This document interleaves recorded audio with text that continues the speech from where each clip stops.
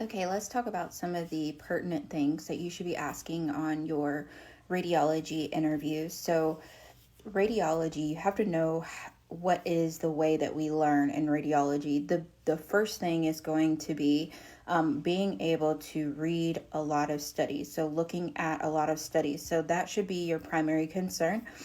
One of the questions would be how are the rotations structured? Do I have like a dedicated x-ray rotation for the month where I'm only allowed to read chest x-rays, and then the next month I'm only allowed to read extremities? It's good to get a good idea of how that works, because some people really narrow in on a very specific thing, whether that be chest x-rays, extremities. I think most institutions do pediatric imaging separately, but ideally, especially for smaller programs who may not have the volume as some of the same volume as some of the academic programs, would be to for them to allow you to read whatever is on the list, whether that be ultrasound, MRIs of the abdomen, extremity, neuro, just whatever you see, you can pull down.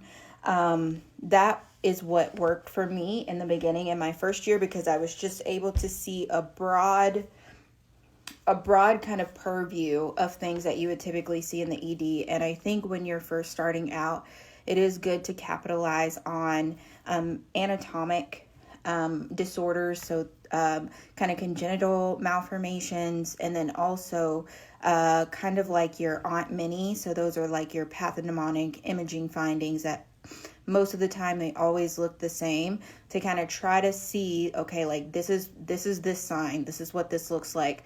And a lot of that stuff you will be able to see on ED emergency imaging. So it's really good to be at a program where you have the autonomy to pull down what you would like to pull down.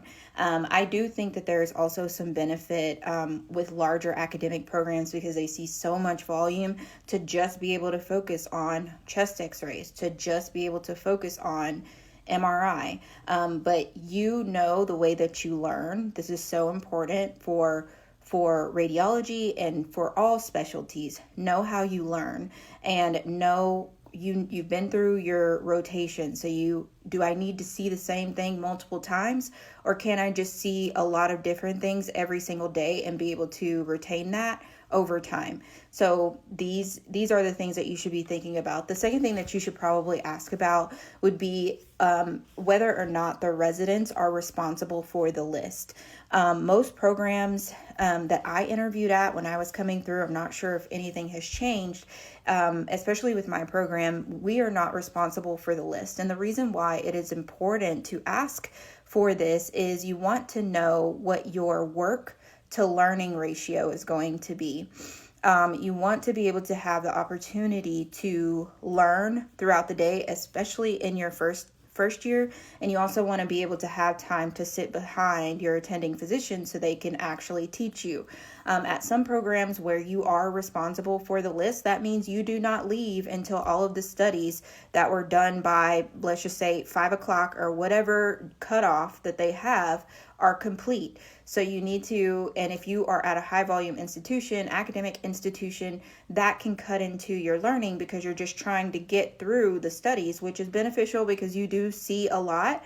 However, you do not have as much time to sit behind the attending and to ask questions and to look things up on your own. So that's another really good thing to ask.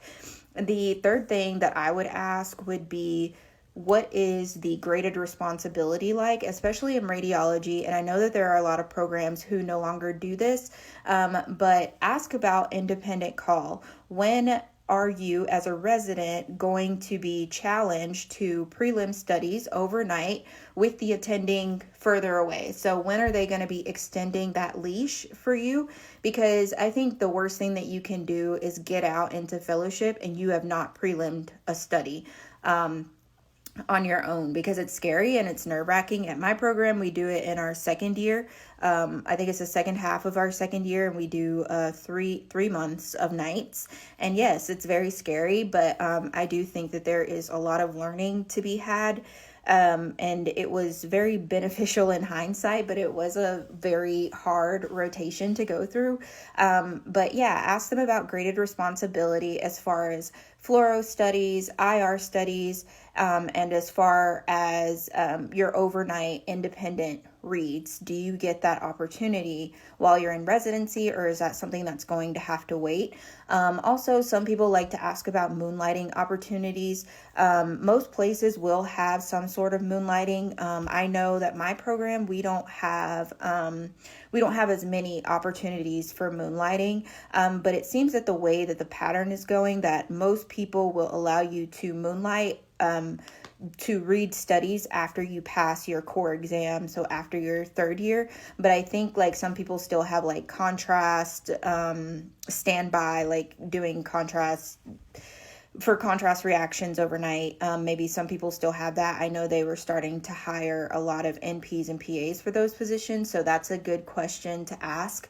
The last question to ask, and this is based on what you think you might like, is what are they specialized in as an institution? For instance, my hospital is a stroke center, so we get code strokes. So we see a lot of neurovascular studies. We have neuro IRs on at our facility. We're also a transplant center, so we get to see a lot of HCC, a lot of cholangiocarcinoma, which is great if you're going to do body.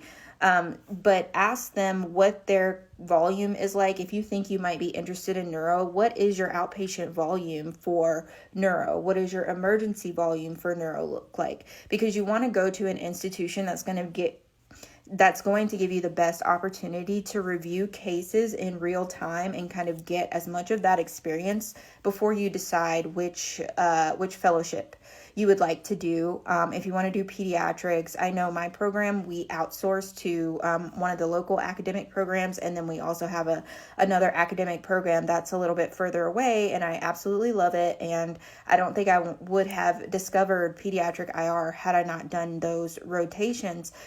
So it's good to see like what is that institution really good at, and is that something that I would like to do? And if not, but I still really like this program, is this something that's going to be beneficial for me? So if you go in and you know that you're going to do pediatric radiology, doing HCCs most of the day is probably not going to be as beneficial, but going through the tumor boards and kind of looking at things and looking from the clinical perspective, and then doing that research and then applying that to the pathologies associated with pediatric patients would be helpful. You have to like take that extra step because it's like not right there.